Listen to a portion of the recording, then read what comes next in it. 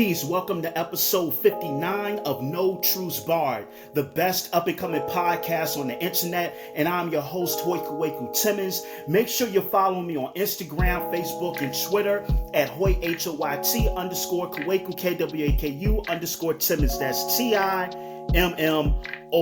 And also, episodes 1 through 58 are available on SoundCloud, Spotify, and YouTube, and also Google Podcasts as well. So if you don't have me or you're not listening to me on any of those streaming services, you need to tighten up. Make sure you get on there. Make sure you follow the podcast. Download every podcast. Help boost this platform. And once again, all of the people that support already, I deeply thank you, because you don't have to. You didn't have to comment. You didn't have to share. You didn't have to click a like. You didn't have to do any of that. And I'm deeply appreciative of it. As you can see tonight, I got, hold on. Right here. Got the incense burning. You know, get some good energy in here. Got the candle over here as well. Some more good energy as well. You know, so tonight's episode is really dear to my heart. I want to talk about the concept of black people needing to get over it. When the transatlantic slave trade happened, the Middle Passage is one of the most traumatic events in this world's history even. When you look at the conditions on slave ships, I love this quote by Eric Williams. And if you get a chance, check out Eric Williams' book, Capitalism and Slavery, which is an insightful read. And he actually did another book as well, which talks about the history of the Caribbean from Columbus all the way up through, I think, the overthrowing of what was the guy? Manuel Batista by Fidel Castro. And that's a really great book as well. But one of the quotes he said in the book that always stuck with me is that a man in a coffin had more room than somebody in bondage on a slave ship. Wow, that's all I can say. When you look at the conditions, like for example, suicides. So many people that were enslaved committed suicide on board those vessels. Many of them jumped overboard. For example, one group I like to cite, which connects to a person I'm going to talk about a little bit later on in this particular episode, is that the Igbo. The Igbo people are from southeastern Nigeria over into Benin.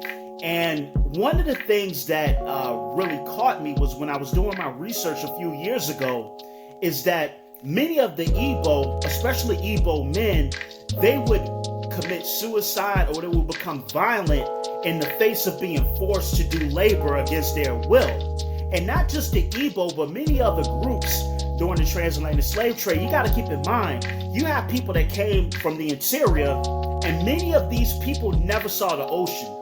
Many of these people never encountered a person that did not have the same pigmentation or phenotype as them. So they're being thrusted into a world that is a huge culture shock to them. That in conditions that even to call it inhumane is an understatement. To call it inhumane doesn't even do justice to the severity of what was going on board those vessels. So like I said, suicides, and there was also a belief amongst many groups that if you were to jump over into the ocean, even if you died, that your spirit would go back. You would return to your homeland. You would return back to where you were from. So what started to happen, the way that many captains began to discourage this sort of behavior was to punish by example. So, for example, Marcus Rediker, in his book, he talks about the fact that so many people were being dumped overboard, so many people were jumping overboard, that sharks began to follow slave ships across the Atlantic. Matter of fact, there are actually logs in places like Jamaica, Cuba, and even parts of South Carolina as well, where they talk about sharks actually, you could see the dorsal fin of the sharks following the ships until they docked. Because so many people were thrown overboard into the oceans. And I read about one particular captain, what he did, in order to stop and prevent you from jumping overboard under the belief that you would be returned back to your native land amongst your people and amongst your ancestors. what one of these people started to do was that they took a lady and they put a chain around her, and they actually dumped her into the ocean. And what happened was that people were, the woman was screaming and whatnot, and moving around and flailing, and people thought it was because, she was drowning, she was terrified, she was scared. But what the ship captain actually did was he hoisted her back up, and you could see parts of her body have been eaten off by a shark. And he threw the remaining, what was left of the body of this woman in front of the rest of the enslaved people on this ship to show them that, hey, you're not going back anywhere. Stump out and kill all hope of trying to jump overboard and start an insurrection. And then let's not mention rats, rodents, the diseases that they carried on these ships, okay? The fact that many women gave birth, the fetuses died on the ship. And so you look at some of these sailors who were spirited away, and if you don't know what spirited means, it basically means that in England there was a practice where young men could have been drunk and signed off their freedom against their will to go and work on these slave vessels. Or some of them were in debt. Some of them, didn't want to go to jail. So this was a way for them a way out for them. But even with that, there were cases where sailors were beaten to death, treated inhumanely, nowhere near the way that the African cargo was treated. But nonetheless, it did happen. And so you're looking at these conditions, and as we've learned recently, over the past few years, epigenetics is a real thing. And when you look at, just trying to make sure I'm on time here. When you look at epigenetics, epigenetics essentially means that there are certain biological mechanisms that can switch off and switch on certain genes. And to take that a step further, epigenetics means that trauma can be inherited genetically from parents to progeny. So if we're looking at it from that perspective, and we know that trauma can be inherited genetically from parents to progeny, then what would you have to say about the transatlantic slave trade? What would you say about, so if we're looking at it on total scale, not just North America, we're talking about the 1440s via the Portuguese, all the way really up until the 1880s if you're studying Brazil, because Brazil, the enslaved Africans there technically were not emancipated until 1888. So if you're looking at it on scale, how much psychological trauma has been inherited? How much genetic imprinting due to this trauma has happened over all of these generations?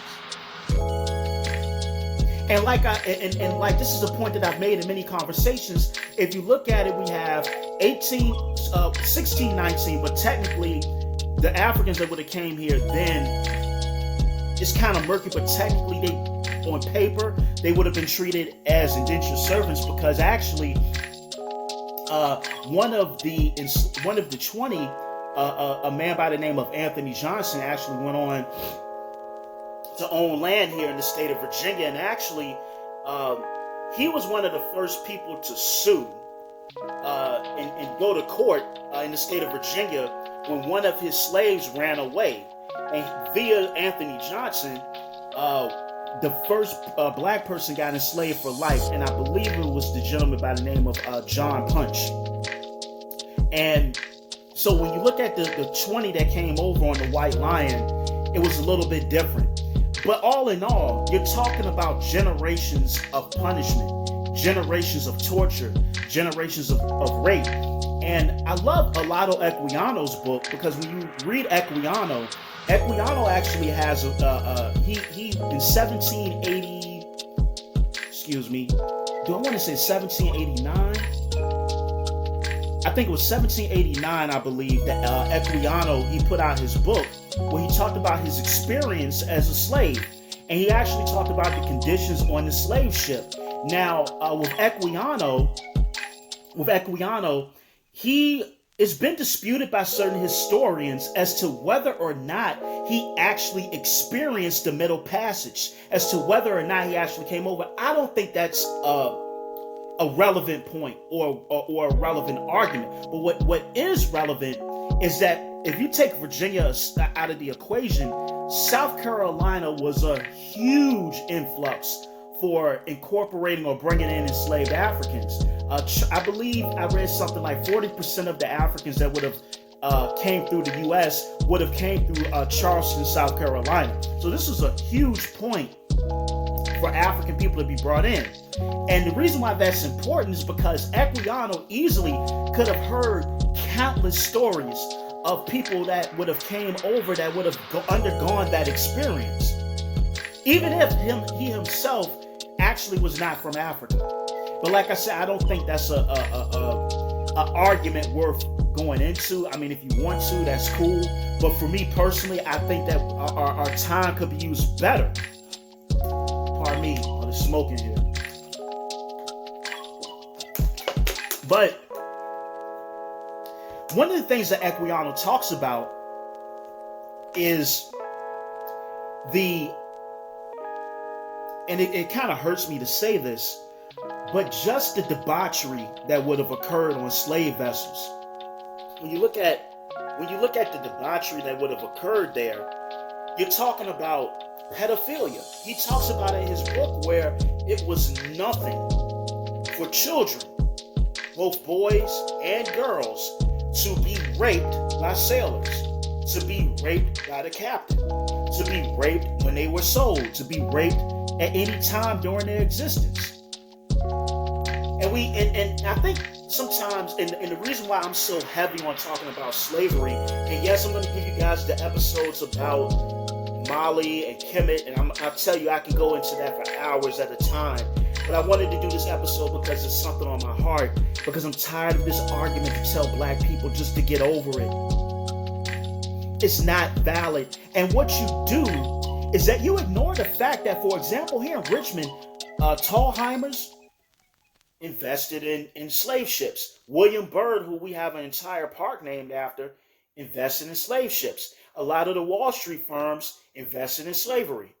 So aside from just the traumatic things that befell people, the slave trade itself produced an economic boom unseen in this planet's history. Cities like Liverpool, Richmond, New Amsterdam, London, so many to name, became economic centers because of the involvement in the transatlantic slave trade. And you can't ignore that. So this is come on, computer, what are you doing here? No. So you can't ignore that particular fact of what happened. And so this episode is an attack on that particular argument. We can't just get over it. It's just not the case. And you're talking about conditions where you could easily be covered in the bodily fluids of another person because you guys are so close in chain, and you're talking about urine, feces, vomit, menstrual fluid, like just so much that you would have had to been subjected to where many people, when they came off of the slave ship, they were catatonic. They were just kind of empty shells of human beings because of what they experienced and what they went through. Dr. Joy DeGruy, I always say DeGruy, but my brother corrected me, is Dr. Joy DeGruy, who came up with the concept of the post-traumatic slave disorder. And if you haven't read any of her work, I definitely recommend that you get some of it. Look at her lectures, order her books. I think she only has one book. I could be wrong, or maybe I only read one of her books. But anyway, she talks about this. And not only, and I'm kind of going a little bit further back when I'm talking about the Middle Passage, but she also talks about the trauma that befell us on plantations. Because like I told people before, remember, a lot of the atrocities that you saw around the world were actually tested out and experimented on Black people, whether it be on the continent of Africa or here in the United States. For example, one of the things Adolf Hitler said, and it's noted, is that his whole concept of eugenics was modeled on what he saw here in the United States. Just a fact. And speaking of that, if you look at, and once again, I don't want to get into the this argument of who went through what was worse, because anywhere where any human being is being tortured, denied their basic liberties, having their freedom infringed upon is wrong. I don't care how you look, who you are, whether you're green, black, or blue, whether you're Christian, Jewish, atheist, whatever. No human being deserves to be treated like chattel. You don't. But speaking of that, if you go and you look, and I believe it was prior to World War I, in Namibia, is these people called the Herero people. That's Herero. They're called the Herero people.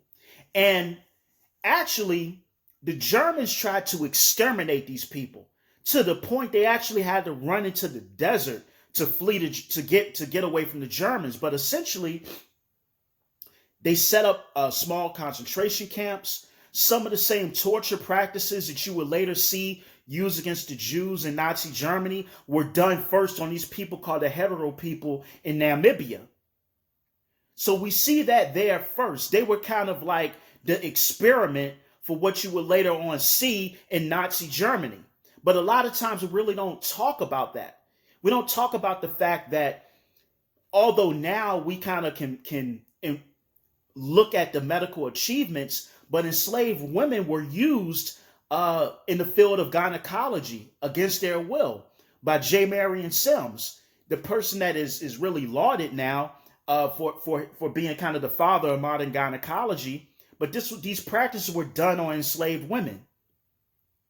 In cases where women died, many women became sterile. A myriad of things happened to them at the hands of J. Marion Sims, and these experiments that would, eventually lead to some of the knowledge that we have in the field of gynecology.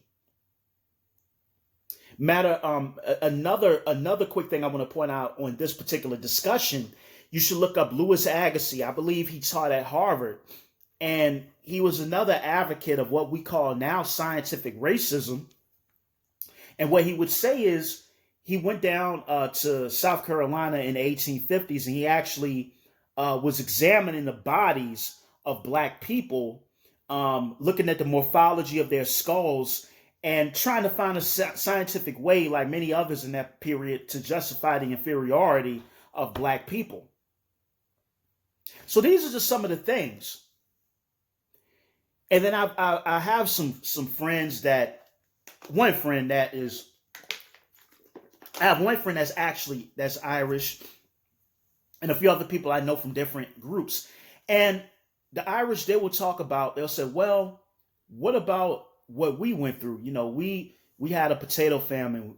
We were treated like this in Ireland, and we had this against the English. And even when we got here, we couldn't find work. We were harassed, we were beat up.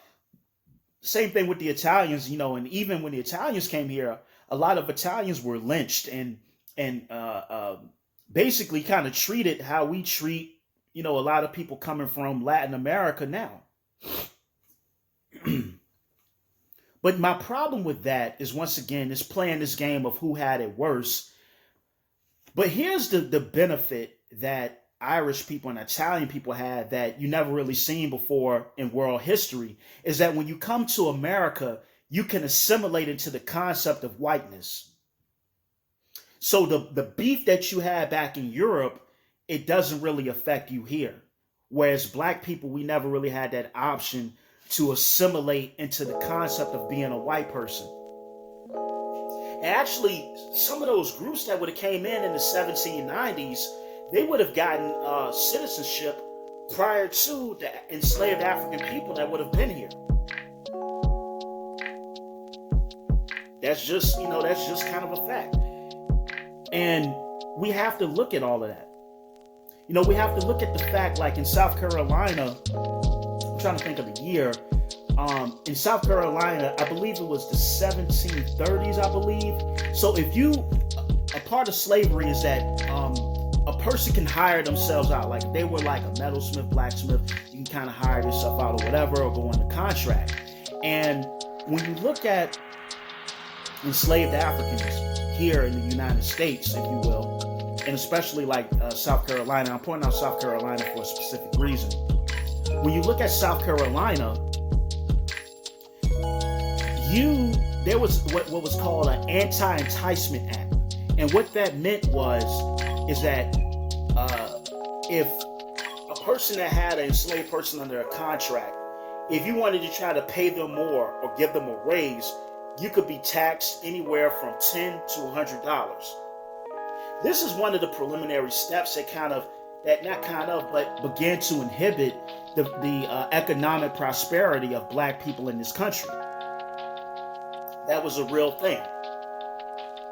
And I often mention South Carolina because in 1704, we see the start of slave patrols. These slave patrols would morph into law enforcement. And what the slave patrols came together to do, essentially, was to as you all would know, to catch runaways. So the inception of law enforcement in this country was solely based around regulating and controlling the freedom of enslaved black people. And it's funny enough, if you look at the police now, and I'm not one of those people that are, all police are bad. I'm not going there. But primarily, we see many of these assaults, many of these shootings on black and brown people, men and women. And it almost seems as if that modus operandi of controlling and relegating the freedom of black people really hasn't deviated much since its inception in 1704. And even in northern cities like Boston, New York, Chicago, black people lived in horrible conditions there. They were assaulted and killed by the police there. They were relegated to certain neighborhoods there as well. It wasn't like you went north and everything was rosy for you. No, they were catching it up north too. The Great Migration is migrating to urban centers, whether it be in the South, whether it be in the North, whether it be out West. That's really the proper context of the Great Migrations. But the whole thing of, just get over it, it was so long ago. And a lot of times, because we haven't properly studied slavery, we let people get that argument off. We do. The Federal Housing Administration punished realtors. They punished owners of property that would sell or finance mortgages to African Americans. And many people that were able to move out to the suburbs, many white people, they actually were sponsored by the federal government. They got free money and grants to go out there. And as we could see, the people that were able to go out into the suburbs and own land and homes, they were able to build up equity that African American families were not able to build up. This is all a continuum of slavery. You look at, for example, the fact, I took a Homeland Security class years ago, and I'll never forget this. In the Homeland Security class I took, we were talking about domestic terrorism. And when we were talking about domestic terrorism, there were different groups that were mentioned as far as domestic terrorism. So they were talking about people that boycott like abortion clinics. I forgot the name that you called them. They talked about, who else did they talk about? They talked about pro-lifers. That's what they call pro-lifers. They talked about, who else? People that were anti-war or what have you, right? And then they put black nationalist groups on the board. I'm not going to mention the professor's name because he actually was a cool guy, and I like him, so I'm not even going to mention his name. But the funny thing is that on those lists of domestic terrorists, they never mentioned the Ku Klux Klan. Well, when you look at the Ku Klux Klan, and when they started in 1866, the whole purpose of the Ku Klux Klan was to stop black people from voting, from exercising their right to vote through any means they could come up with. And you have many Confederate soldiers that were part of the initial Ku Klux Klan that started in 1866. You see where I'm going here? I'm using all of these different examples to touch on many different levels in which slavery still affects us. I made this on another podcast. I talked about, on Truth Sessions, when I talked about drapetomania. And as I said, drapetomania was a pseudoscientific mental illness that was created by Dr. Samuel L. Cartwright to denote anybody that ran away from the plantation as being mentally ill, which is definitely not the case. But you wanting your basic treatment, your basic freedom as a human, you were categorized as being mentally ill.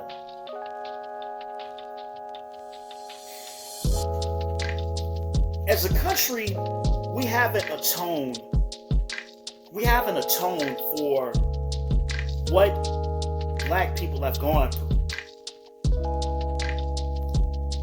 We haven't addressed the severity of slavery and how it still affects us to this day. You have to talk about the two justice systems. The fact that when you look at the mass incarceration system, the prison industrial complex, Black people are 13% of the population, yet we make up something like 77 to 80% of the prison population. This is by design, because when you look at private prisons, privately owned prisons are businesses. Privately owned prisons make money by having people in them. So what begins to happen is that you see these crazy you can see these crazy drug laws where anybody can fall into that, for simple possession, DUIs, all the DWIs, etc., which I'm not for drinking and driving, but if you do it, if you're going to drink, Uber or Lyft, wherever you got to go.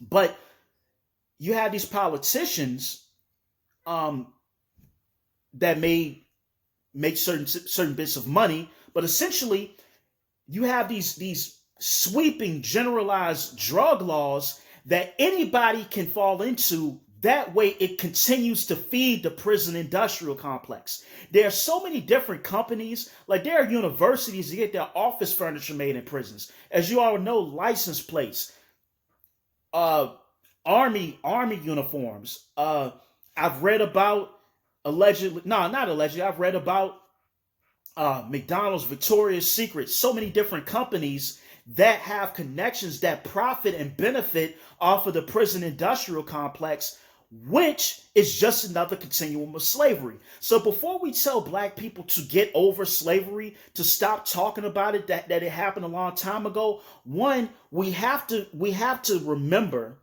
how Black labor continues to and has been a cornerstone in the preponderance and power of Western capitalism. It's just something we have to note. It's the truth.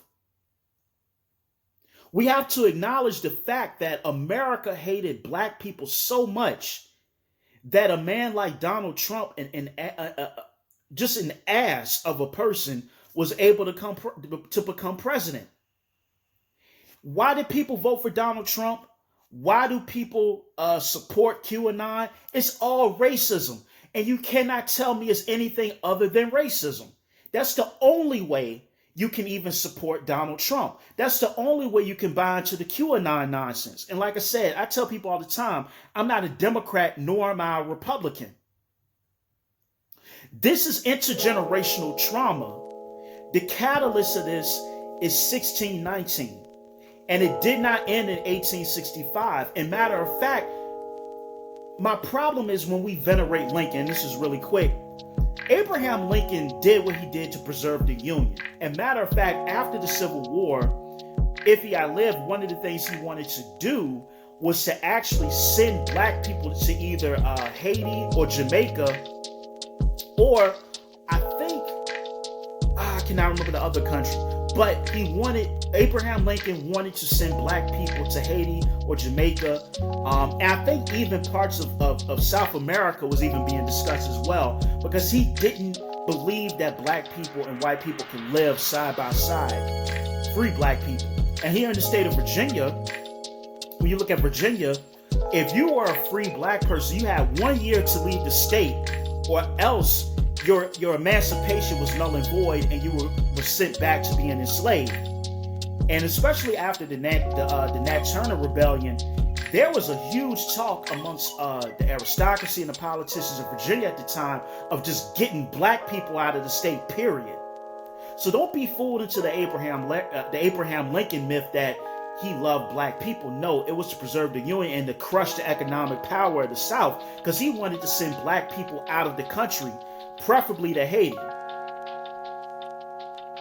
And that's what we have to remember. And so what I invite my Irish, Italian, Polish brethren, and all these different people that are here and a part of the American experiment that was facilitated from the labor of enslaved African people, is to truly understand the history of black people in this country, truly understand redlining, truly understand white flight, truly understand programs like COINTELPRO, where benevolent community organizations that were simply just trying to help oppressed black people were targeted by the FBI under J. Edgar Hoover. You have to learn all of these things to understand the current predicament of black people. And I always preface my podcast by saying I'm not making this podcast to be anti-anybody, but rather to inform and to educate. My next podcast, I'm going to get into all of the fun pre-colonial stuff, but I just want to say this. We have to stop this argument of just getting over it. Because you ignore, like I said, and I keep inculcating this, you ignore the ways in which slavery was fundamental in developing this country. Listen, this has been episode 59 of No Truths Barred, Intergenerational. This is the trauma we've undergone. I'll talk about it a little bit more in future episodes, but I just wanted to end this like this. Every single immigrant group that comes to this country have the ability to look down on black people, whether they're coming from Europe, whether they're coming from the Caribbean, whether they're coming from the continent of Africa, whether they're coming from China or any other country. But yet, the unpaid labor of African people went into building the most prosperous country in this world's history, with wealth and military power unseen before, with an ability to allow people that are disenfranchised from all over the world to come here and to make a better life for themselves. And this has been done off of the backs and the labor of black people in this country. Western capitalism, every immigrant that comes here for the benefits of this country, they should pay homage to black people. Not saying that you have to kiss every black person's ass, but don't be disrespectful. Don't tell black people to just get over slavery when there have been a multitude of systemic conditions, whether it be racist housing policies, whether it be black farmers getting taxed more on their land than white farmers, therefore they have to give up their land. All of these various things that went into stopping the economic growth of black people. Instead of judging, inform yourself to know what you're talking about. Black History Month, don't worry about looking up a great black figure. Black History Month, learn about the things that produce the conditions of African Americans. Don't come here and call black people lazy.